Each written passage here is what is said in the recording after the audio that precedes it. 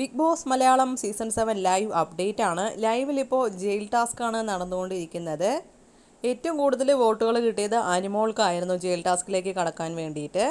അനിമോളെ ആ വീട്ടിലുള്ള 9 പേരും നോമിനേറ്റ് ചെയ്തിരുന്നു. ആദില, നൂറ എല്ലാവരും ചെയ്തിരുന്നു. അതിൽ നല്ല വിഷമമുണ്ട് അനിമോൾക്കാണെങ്കിലും. കുറേ കാര്യങ്ങളൊക്കെ ന്യായം ഉണ്ടായിരുന്നു. അനിമോൾ ചെയ്ത തെറ്റിന് തന്നെയാണ് ജയിലിലേക്ക് പോകുന്നത്. പക്ഷേ അനീഷിൻ്റെ കാര്യത്തിൽ അങ്ങനെയല്ല.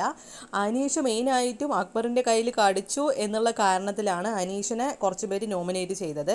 പക്ഷേ അനിമോളാണെങ്കിലും അതുപോലെ തന്നെ ഷാനവാസ് ആണെങ്കിലും പറയുന്നുണ്ട് അനീഷിനെ എല്ലാവരും കൂടി എന്തിനാണ് നോമിനേറ്റ് ചെയ്തതെന്നാണ് എനിക്ക് മനസ്സിലാകാത്തത്.